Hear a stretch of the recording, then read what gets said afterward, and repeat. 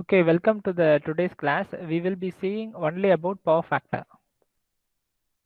Okay, you have seen power. There are three types of power. It is nothing but apparent power, real power, and reactive power. And this one is the power triangle. Here, at the adjacent side, this is known as real power, and in the opposite side, this is known as reactive power. And similarly, in the hypotenuse of the triangle, it is known as apparent power. Here, apparent power unit is expressed in volt amperes or kilovolt amperes, and the symbol is nothing but S, and it is a product of voltage and current. Similarly, for real power, here it is represented as P and the unit is watts. Okay, the formula is P is equal to VI cos pi. Here the cos pi represents the power factor of the entire system.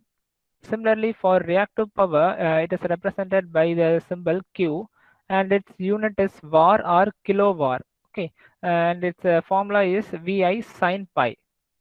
Here, the pi is the angle difference between the sinusoidal waveform of current as well as voltage wave. Okay, the difference between the zero crossing time between the current waveform and the voltage waveform is known as pi, and this pi is known as power factor. Okay, let us discuss in deep. Power factor, it is defined as the ratio of active power in watts to apparent power in volt amperes in an AC circuit. Is defined as the power factor of the circuit. So, the ratio between the active power in watts divided by the apparent power, which unit is volt ampere. So, you are going to divide active power divided by apparent power, which will give you power factor. So, the numeric value, that is the power factor value, is the cosine of phase angle between the applied voltage and the current drawn from the supply voltage gives the power factor. Similarly, the value, that is the angular value which you get while dividing the active power divided by the apparent power, is the value which represents in cos, that is the cosine value. Okay, so the voltage applied and the current drawn gives you two waveforms. Okay, so the waveform crosses zero at a x-axis. Okay, so the difference between the two values gives you the power factor or the cos pi value or the pi value. Power factor should be always less than or equal to 1.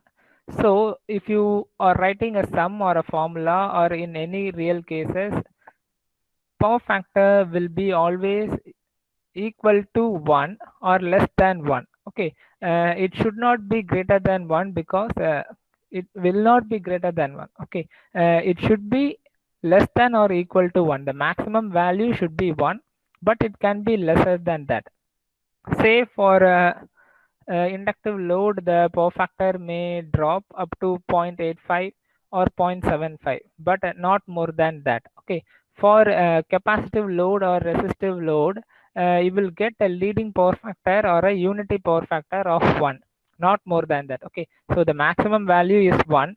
If it is lesser, then it will give a value of 0.7 or 0.8. So this is the formula. Power factor is equal to real power divided by apparent power. So real power is nothing but watt and apparent power is nothing but volt ampere. Here the real power is nothing but represented by P and apparent power is represented by S. And this is the power triangle you have already seen before. So now you know that power, that is the real power, is here, which is nothing but VI cos theta. Okay, so you are representing here as cos pi. Similarly, for apparent power, the formula is nothing but VI. So you are representing here.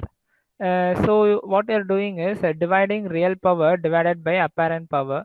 So you get VI cos pi divided by VI. You will get cos pi, and this cos pi is the power factor. The angle pi is called the power factor angle. So pi is known as the power factor angle. or power factor. Okay. A circuit in which the current is in phase with the voltage is said to have a unity power factor. So if the voltage wave and the current wave are in phase with each other, then it is said to be having a unity power factor. A resistive circuit having a unity power factor. So if you connect a resistive load to alternating supply, then you will get a resistive unity power factor. Okay. So this is the waveform. Here is the timeline, and here it is the voltage and current mapping in y-axis. So if you see here, the voltage wave and the current wave are starts at zero position and rises up at the same time and ends up at the same time or crosses the zero position at the same time. Okay, so if you have a difference, a time difference of these two waves crossing, then it will become zero. So cos pi, that is the pi is equal to 0. So if pi equal to 0, cos pi will be 1. You know, cos of 0 is 1. So the power factor is 1. That's all. So this is the same representation. You can see this. Here is the voltage wave for time period, and this is the current wave in time axis. And here you can see the circular movement of the alternator. So you can see this one is the phasor diagram. Here you can see in very clear manner. You can see here is the voltage wave and current wave. Since these two waves are in the same phase, that is the phase difference is 0 between these two waves, you will get the current wave and the voltage wave are in the same plane, that is in the same phasor plane.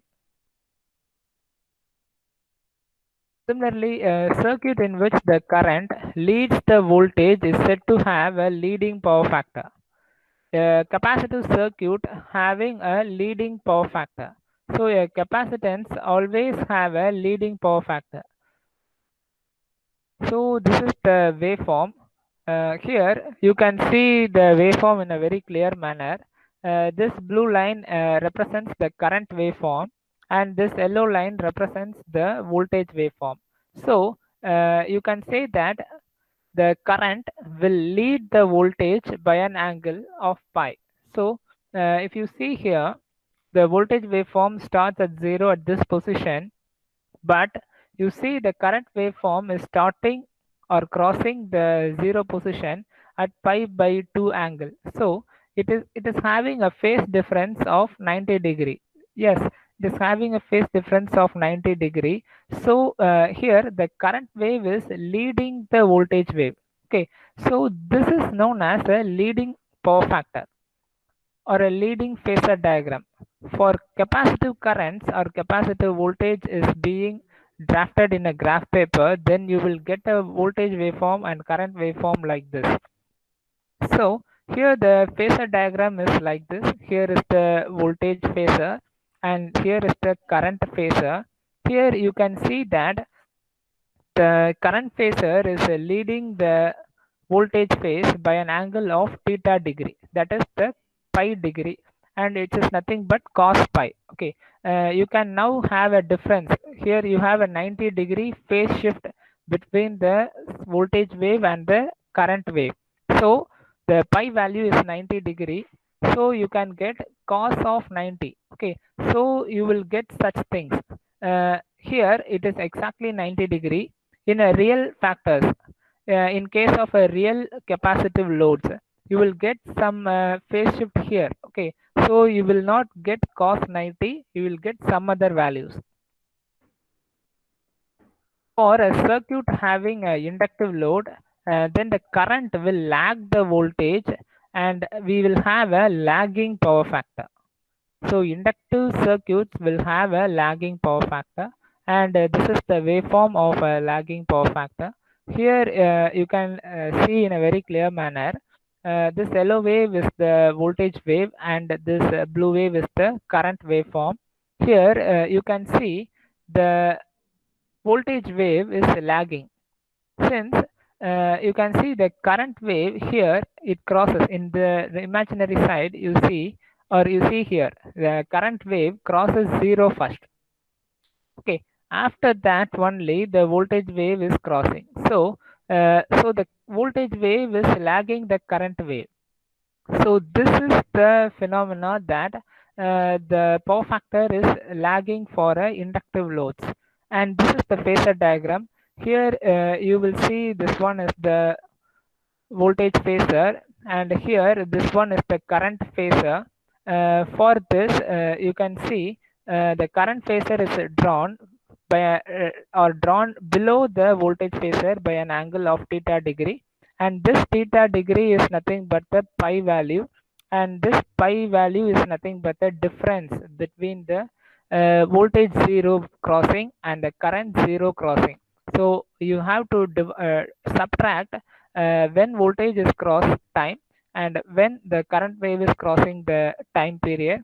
If you subtract these two things, you will get a value, and this value is nothing but pi value or the theta value. And if you substitute cos of pi, then that value is known as power factor. So I think you have understand power factor. Thank you.